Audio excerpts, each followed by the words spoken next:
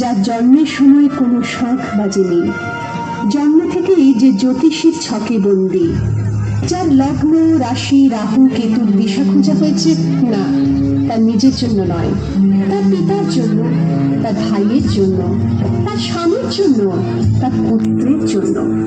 কিন্তু যার গর্ভ থেকে আমার জন্ম, সেই মায়ের কথা বলেনি কেউ।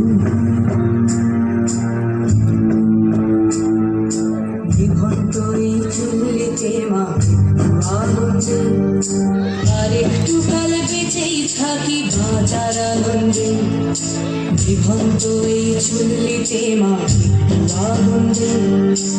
আর একটু কাল বেঁচেই থাকি বাঁচার আনন্দে, নতুন নতুন পায়রা গুলি খাঁচাতে বন্দি, দু এক মুঠো ভাত পেলে তা ওড়াতে বন্দি। আমি সেই মেয়েটি যে গত কোনো শতাব্দীতে 5 বছর বয়সে মালা দিয়েছে গঙ্গা যাত্রীর গলায়, কুলীন ব্রাহ্মণের 365তম স্ত্রীর অন্যতমা হয়ে স্বামীর গর্ভে হয়েছি গর্ভিণী। সন্তানের পর সন্তান জন্ম দিতে দিতে যন্ত্রণায় মুখ টুকরে পড়েছি সতীকাগারে, জ্বলে পড়ে মরেছি সতীদাহে। জীবন্ত এই চুল্লি তবে একটু আগুন দে, হাড়ের শিরায় শিখার মতন মারার আনন্দে, দুই পারে দুই রুই কাছলার মারনি ফন্দি, বাঁচার আশায় হাত হাতিয়ার মৃত্যুতে বন্দি। তোর কিনা জব থেকে সামলায়, ঘর চকে চকে খাওয়া ওই দেখছো না হামলায়, আরে যাসনে ও হামলায় যাসনে। আমি সেই মেয়ে, আসামের চা বাগানের ঝুপড়ি কামিন বস্তি থেকে, যাকে আপনি নিয়ে যেতে চান সাহেবী বাংলায় মধ্যরাতে।